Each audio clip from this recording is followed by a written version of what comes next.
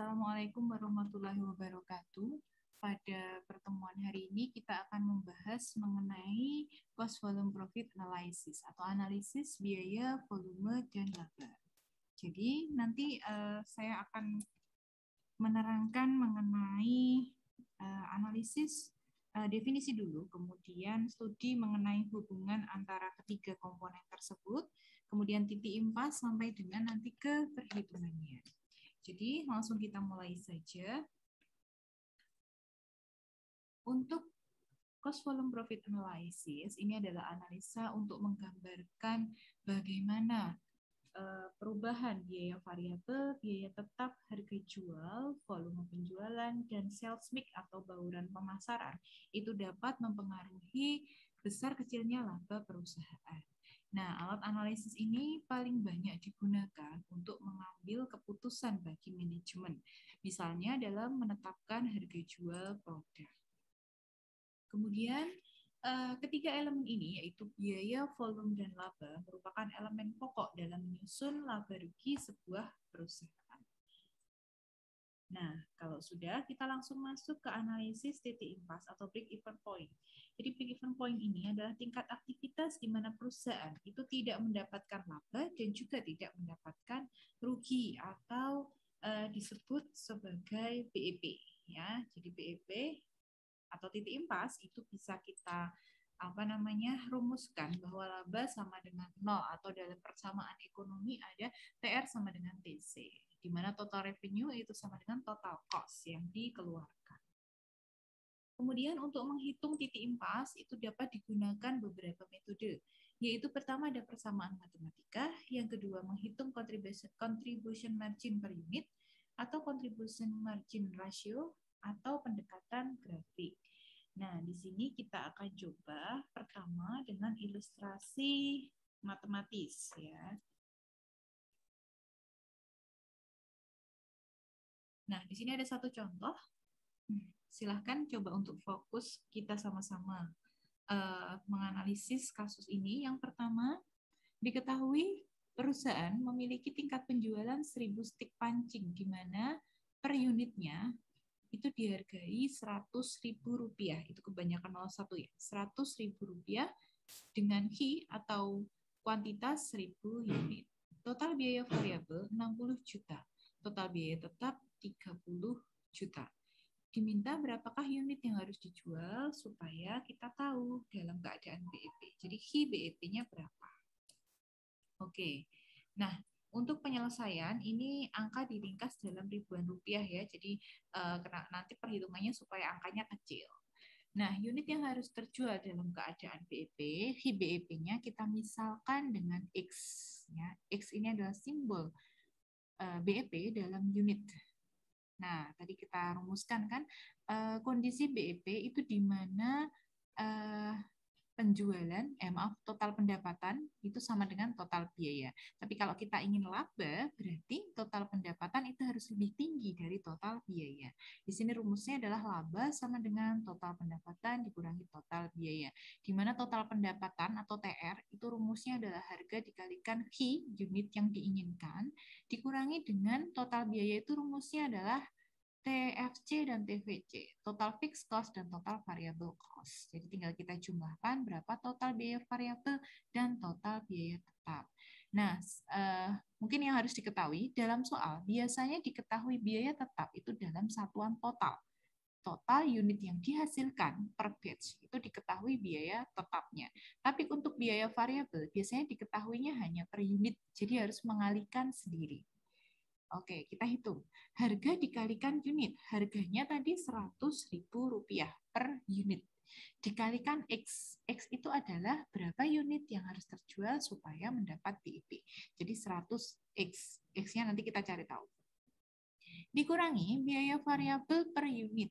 Tadi kan diketahui ya, biaya variabel per unitnya berapa? Oh, 60.000. 60. Dikalikan unit BEP masih belum tahu, berarti X, 60X.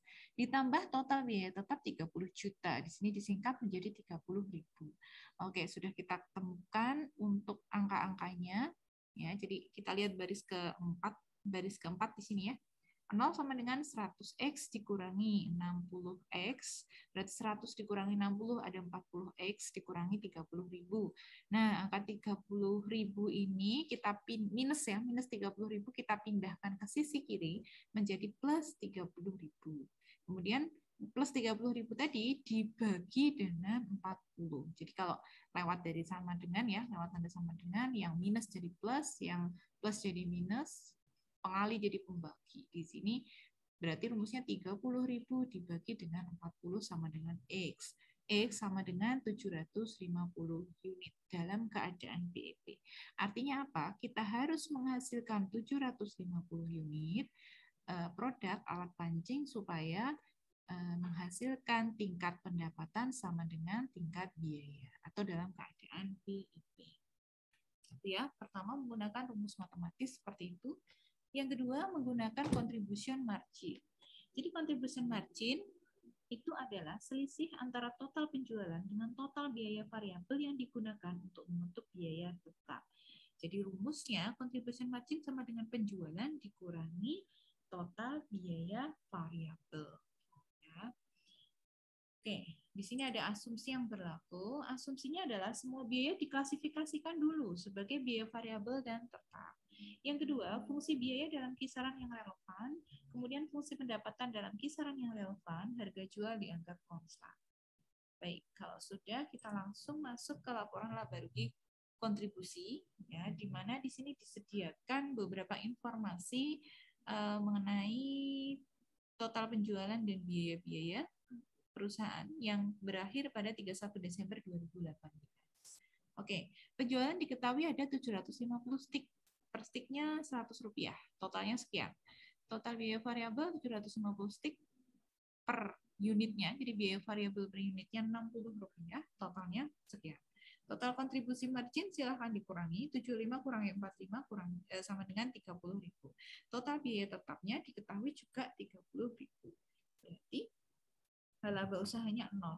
Oke, jadi ini dari hasil perhitungan tadi ya, ketika kita menemukan dalam fungsi matematis, oh untuk keadaan BEP unit yang harus dihasilkan 750. Nah, ini coba kita masukkan di sini. Ternyata untuk total penerimaan, total penjualan dikurangi total biaya-biaya ya menghasilkan laba usaha Rp0. Nah, rumus untuk menghitung kontribusi margin seperti ini. Penjualan dikurangi dulu dengan total biaya variabel. Ketemulah nanti total kontribusi margin. Total kontribusi margin dikurangi dengan biaya tetap. Nah, bila nanti total kontribusi margin nilainya lebih tinggi dari biaya tetap, artinya terjadi laba usaha. Ya, kira-kira seperti ini. Oke, kita lanjutkan. Ilustrasi penerapan cost volume profit analysis. Jadi dalam hal ini diketahui informasi yang sama seperti informasi sebelumnya, tapi di sini ada beberapa kondisi yang menyebabkan perubahan. Ya, kondisi yang menyebabkan perubahan apa saja? Pertama, bisa jadi adanya perubahan volume penjualan. Bisa jadi karena adanya perubahan biaya variabel per unit atau biaya tetap totalnya ya dan sebagainya. Ya, entah perubahan itu adalah keinginan dari manajemen supaya berubah atau adanya kondisi-kondisi dari pihak eksternal ya. Misalnya, oh ternyata nih biaya bahan bakunya naik. Ya, kali itu bukan kebijakan manajemen ya. Oke, jadi karena faktor eksternal sehingga menyebabkan biaya variabel berubah ya, biaya bahan baku kan biaya variabel, atau biaya listriknya naik, biaya listrik itu biaya tetap ya, seperti itu. Atau manajemen yang ingin supaya volume penjualannya naik, kira-kira nanti perubahannya seperti apa dan apakah perubahan itu dapat dilaksanakan. Jadi yang paling penting di sini adalah pengambilan keputusan. Apakah sebaiknya masih menggunakan kondisi sebelum berubah, kondisi awal atau kondisi setelah berubah. Baik, kita lihat. Di sini diketahui kondisi awal ada 100 unit stick. Harga jual per unit adalah 100.000. Biaya variabel per unit 60.000. Contribution marginnya sudah dihitungkan 40.000 ya. Biaya tetapnya 3 juta. Itu adalah kondisi awal. apabila ada perubahan dalam biaya tetap dan volume penjualan, untuk biaya iklan di sini dikategorikan sebagai biaya tetap, dia naik 1 juta rupiah.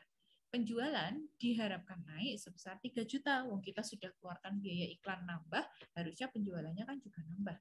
Nah, dapatkah realisasi perubahan tersebut dilaksanakan?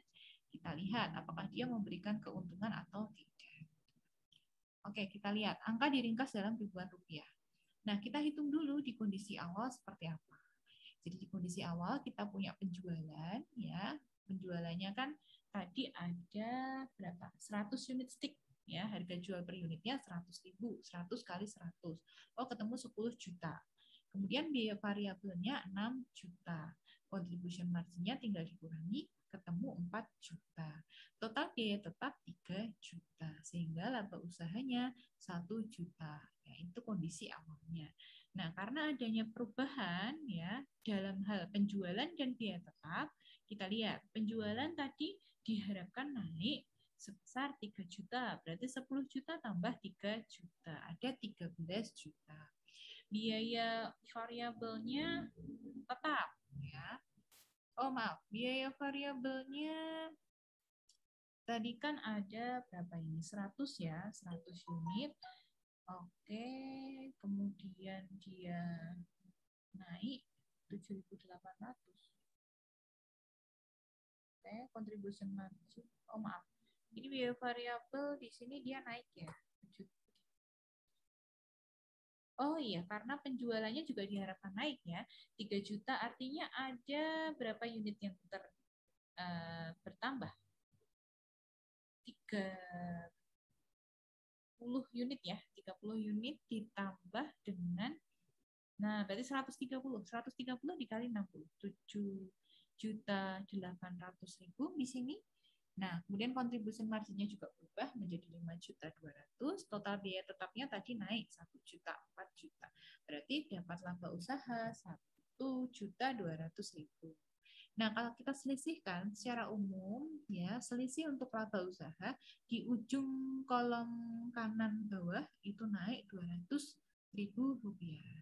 Nah, dari hasil analisis di atas, rencana tersebut kesimpulannya ya dapat dilaksanakan. Besok ketika ujian jelaskan alasannya, kenapa dapat dilaksanakan. Oh, karena dengan adanya penambahan biaya tetap berupa biaya iklan 1 juta, ternyata penjualan ya mampu untuk diharapkan naik sebesar 3 juta sehingga menghasilkan laba usaha, kenaikan laba usaha 200.000. Sehingga rencana ini mungkin untuk dijalankan. Contoh kedua, perubahan biaya variabel dan volume penjualan. Jadi biaya variabel itu naik 10.000 per unit diharapkan ya. Penjualan diestimasi naik 80 unit. Dapatkah dalam hal ini dilaksanakan?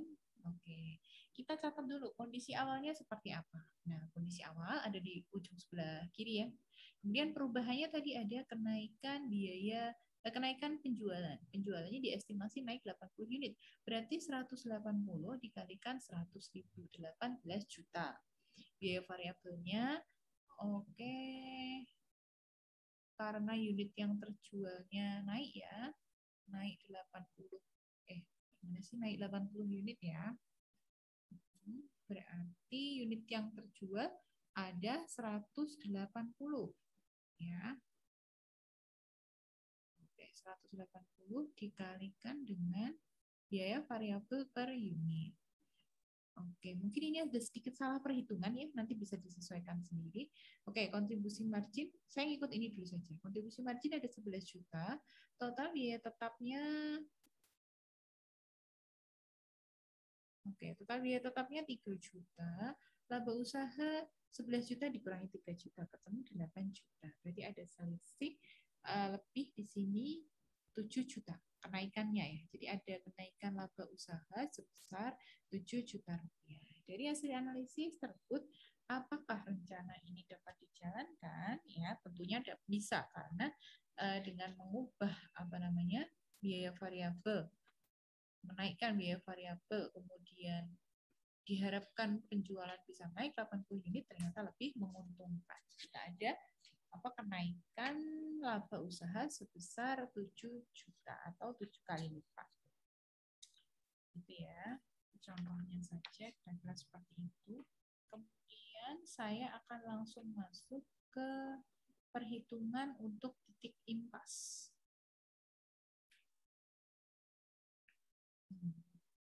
Titik impas multiproduk. Jadi kalau tadi titik impas satu produk, kita berikutnya akan membahas mengenai titik impas untuk perusahaan yang menghasilkan lebih dari satu produk. Ya, jadi dalam kenyataannya ada sebuah perusahaan yang biasanya sudah berskala besar, perusahaan multinasional misalnya, mereka kan tidak hanya menghasilkan satu produk, misalnya seperti Unilever atau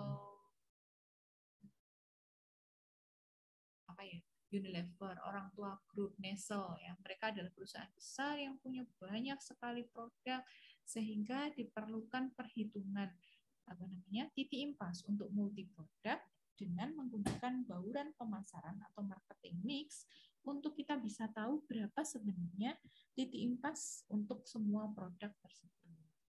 Baik.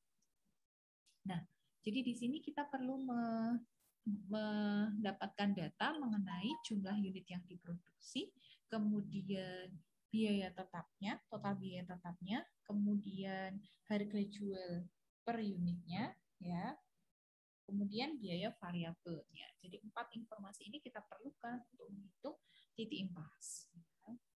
Baik, yang pertama ini ada satu contoh, PT Pelangi Indonesia memproduksi produk A, B, C, dan D. Kemudian masing-masing produk tersebut dijual dengan harga, oke, ada di sebelah kanan ya, diproduksi dengan jumlah sekian unit, ada di sebelah kiri. Biaya tetap ditentukan sebesar 144 juta. Biaya tetap yang dimaksud adalah biaya tetap total. Kemudian biaya variabelnya per unit ya. Untuk produk A 7.000, B 8.000, C 11.000, dan D 14.000. Nah, langkah pertama kita buat dulu perbandingan volume untuk keempat produk tersebut. Nah, produk A, B, C, dan D kita lihat. A tadi diproduksi berapa? 20.000 unit. B 15, C 10, D 5. Perbandingannya adalah 4321. Nah, masing-masing semua dibagi 5.000. Ketika besok ujian, Bu, caranya gimana? Ya, buat saja perbandingan. Pertama dikecilkan dulu, semuanya dibagi 1.000 misalnya. Kok angkanya masih besar-besar, kecilkan lagi ya. Jadi sampai menyentuh angka terkecil. Itu cara membuat perbandingan. Kalau sudah, kita buat tabel seperti ini. Nah, tabel kita buat per produk, per kolom ya. Untuk kolomnya kita buat per produk A, B, C, dan D. Kemudian baris pertama tulislah harga jual per unitnya. Oke, harga jual per unit sudah. Kalau sudah, lanjut tulis biaya variabel per unitnya. Kemudian kurangkan. Di situ akan ketemu berapakah contribution margin per unit. Kalau sudah, kalikan dengan marketing mix-nya atau bauran pemasarannya. 4, 3, 2, 1 dari kolom sebelumnya. Nah, kalau sudah tinggal dikalikan ya. Jadi contribution margin per unit dikalikan dengan marketing mix-nya, nanti ketemu contribution margin per paket. Oh, ketemu nih. Yang A ketemu per paketnya 16.000, B 24.000, C 20.000, D 12.000. Totalnya ada berapa? Total ada 72.000 ya, contribution margin per paket. Nah, kalau sudah pakai titik impas dirumuskan seperti ini, total biaya tetap dibagi contribution margin per paket. Berarti ada 144 juta dibagi 72.000. Ada 2.000 paket. Nah, 2.000 paket ini berapa unit ya? Jadi kita konversi 20.000 paket ini dalam satuan unit. Nah, komposisi titik impasnya untuk produk A ada, oke, masing-masing paketnya ya 2.000 paket. Tinggal dikalikan dengan marketing mix-nya 4321. Ketemu berapa unit dijumlahkan. Ketemu ada 20.000 unit. Artinya titik impas untuk keempat produk tersebut A, B, C, D dalam unit adalah 20.000 unit. 20.000 unit ini mix ya antara produk A, B, C, D. Mixnya berapa? Untuk A harus menghasilkan 8.000, untuk B harus 6.000, C 4.000, D 2.000. Di bawah itu berarti mungkin akan mendapatkan rugi. Ya, jadi komposisi titik impas untuk apa namanya keempat produk tersebut kira-kira adalah seperti ini. Ya. Oke, kalau sudah kita langsung masuk ke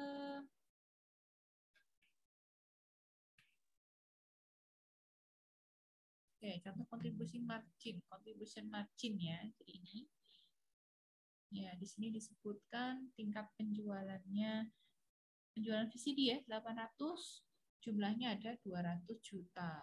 Per unitnya sekian, tinggal dibagi. Biaya variabelnya 120 juta, tinggal dibagi jumlah unitnya 800, ketemu 150.000 biaya variabel per unit. Biaya kontribusinya tinggal dikurangi, biaya tetapnya 70 juta, ya, sehingga menghasilkan laba rugi 10 juta. Ketahui informasi ini. Nah, margin kontribusi per unit 100.000 menunjukkan bahwa untuk setiap unit produk yang dibuat, itu akan menyumbang margin kontribusi 100.000. Nah, bagaimana jika VCD yang diproduksi hanya 1 unit atau 2 unit?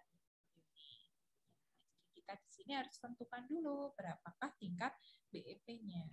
Nah, untuk rumus BEP, ini dapat dihitung BEP per unit ya. Ini dapat dihitung dengan rumus seperti ini. Jadi BEP itu bisa dihitung dalam unit atau dalam rupiah.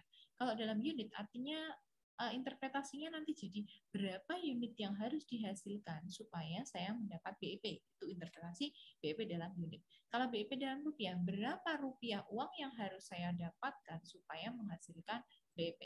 Ya, jadi nanti rumusnya akan sedikit berbeda. Nah, untuk rumus BEP secara umum, BEP sama dengan fixed cost dibagi P price per unit dikurangi dengan variable cost per unit.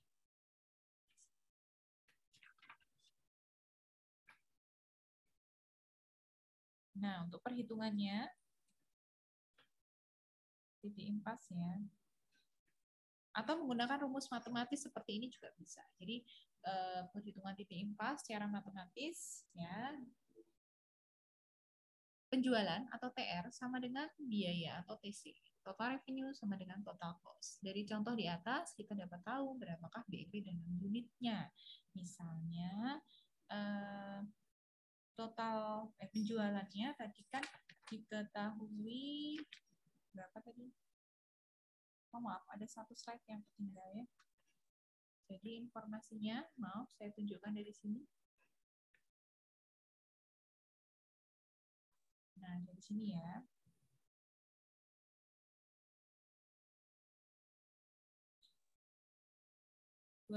Penjualan totalnya ada 250 juta, per unit 250.000 ya, unit. Unitnya ada 1.000 unit.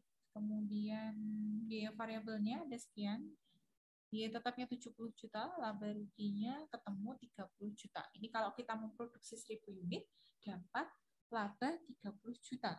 Nah, supaya BEP harus berapa? Nah, pertanyaannya kan begitu. Kita harus memproduksi berapa unit atau berapa rupiah. Nah, kita lihat. Nah, kita lihat dulu berapakah tingkat penjualan, harga dikali kuantitas. Harganya tadi 250.000 per unit. Kuantitasnya masih belum tahu. Jadi ini Q, disimbolkan dengan Q. Sama dengan total biaya variabel. Biaya variabel per unitnya 150.000 dikalikan Q. Q-nya masih belum tahu. Ditambah total biaya tetap 70 juta. Tinggal digeser-geser ya angkanya. 250 dikurangi 150, ketemu 100.000. Ki sama dengan 70 juta. Berarti Ki 70 juta dibagi dengan 100.000, ketemunya 700 unit VCD. Jadi BEP dalam unitnya ada 700.000. Nah, kemudian berapakah BEP dalam rupiah? Tinggal dikalikan. 700.000 kalikanlah dengan harga jual per unit. 175 juta. Inilah BEP dalam rupiah. Ya. Oke.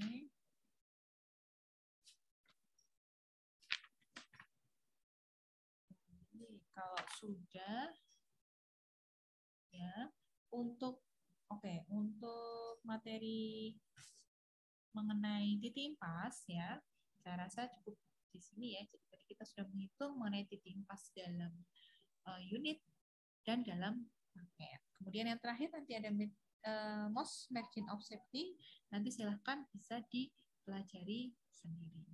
Baik, kalau sudah saya akhiri materi kita sampai di sini. Wassalamualaikum warahmatullahi wabarakatuh.